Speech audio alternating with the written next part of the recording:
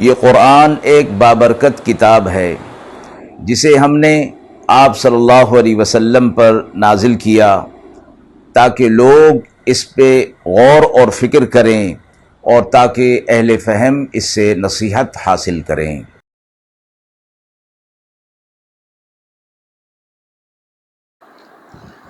بسم اللہ الرحمن الرحیم۔ السلام علیکم ورحمۃ اللہ وبرکاتہ۔ ناظرین کرام، درس قرآن مجید کے آج کے اس پروگرام میں ہم سورہ نجم کی آیت نمبر 1 تا آیت نمبر 18 کے حوالے سے موصول ہونے والے سوالات کی روشنی میں تفسیر پیش کریں گے۔ مذکورہ آیات کے حوالے سے پہلا سوال ہے کہ سورہ نجم کی ابتدائی آیات میں اللہ تعالیٰ نے نبی اکرم صلی اللہ علیہ وسلم کی وحی اور علم کے بارے میں کیا بیان فرمایا ہے۔ دوسرا سوال ہے کہ آیات میں اللہ تعالیٰ نے بتوں کی عبادت کے بارے میں کیا بیان کیا ہے اور اس کے نتیجے میں کیا خطرات ہیں۔ اعوذ باللہ من الشیطان الرجیم، بسم اللہ الرحمن الرحیم۔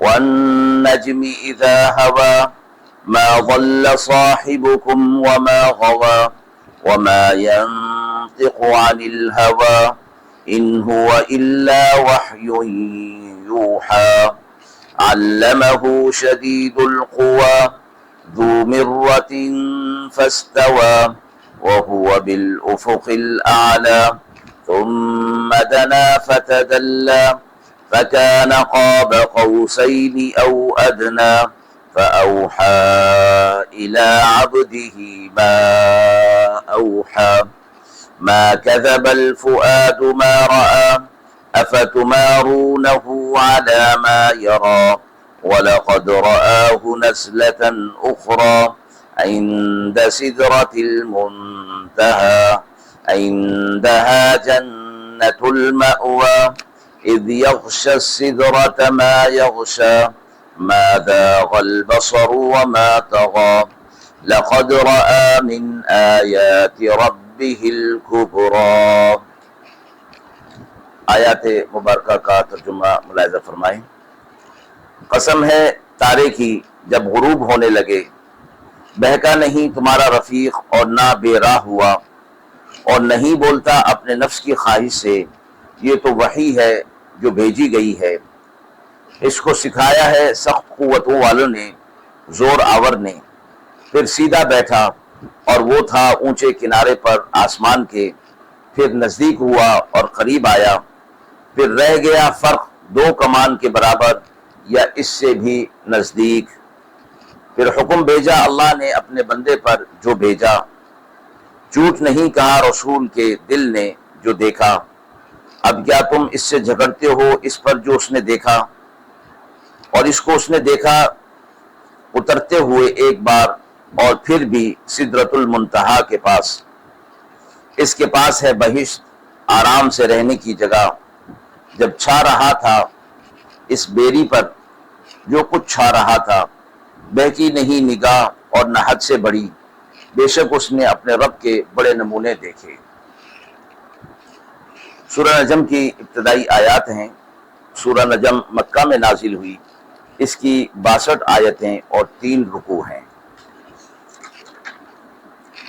سورہ نجم پہلی سورت ہے کہ جس کا رسول اللہ صلی اللہ علیہ وسلم نے مکہ مکرمہ میں اعلان فرمایا۔ عبداللہ بن مسعود رضی اللہ تعالی عنہ سے روایت ہے کہ یہی سب سے پہلی سورت ہے جس میں آیت سجدہ نازل ہوئی اور رسول اللہ صلی اللہ علیہ وسلم نے سجدہ تلاوت کیا۔ اس میں عجیب صورت یہ پیش ہوئی کہ اہل ایمان یعنی مسلمان، انہوں نے آپ صلی اللہ علیہ وسلم کی اقتداء میں اور آپ کی پیروی میں سجدہ کیا، لیکن جتنے کفار اور مشرکین موجود تھے وہ سب بھی سجدہ میں گر گئے، مگر ایک متکبر شخص تھا جس کے نام میں اختلاف ہے، اس نے سجدہ نہیں کیا بلکہ مٹھی میں تھوڑی سی مٹی لے کر اپنی پیشانی پر لگا لی اور کہنے لگا کہ بس یہی کافی ہے۔ حضرت عبداللہ بن مسعود راوی حدیث فرماتے ہیں کہ میں نے اس شخص کو کفر کی حالت میں مرا ہوا دیکھا ہے۔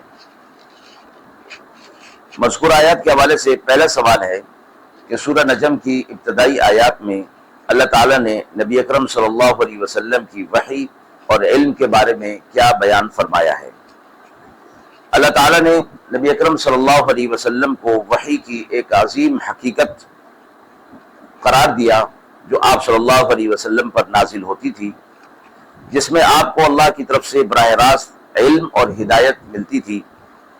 یہ آیات اس بات کی تصدیق کرتی ہیں کہ نبی اکرم صلی اللہ علیہ وسلم کو جو کچھ بطور وحی کے دیا گیا اور جو کچھ وحی کے ذریعے سے سکھایا گیا وہ اللہ تعالیٰ کی طرف سے تھا، اور اس میں کوئی شک اور شبہ نہیں کہ وہ آپ صلی اللہ علیہ وسلم کی کوئی اپنی بات ہو۔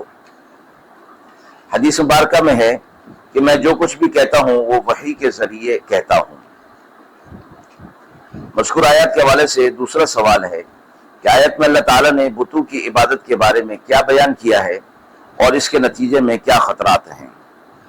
اللہ تعالیٰ نے ان آیت میں واضح کیا کہ بتوں کی عبادت بے بنیاد اور بے حقیقت ہے اور حقیقت سے دوری کا باعث بنتی ہے۔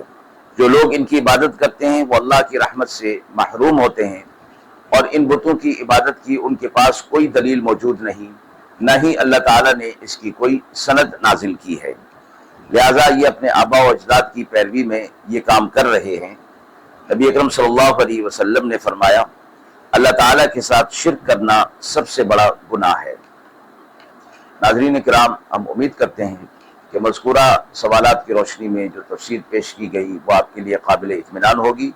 اس حوالے سے آپ کے بھی کوئی سوالات ہوں تو ضرور کمنٹ باکس میں دیجیے، انشاءاللہ ان کے جوابات دینے کی پوری کوشش کی جائے گی۔ وآخر دعوانا ان الحمد للہ رب العالمین۔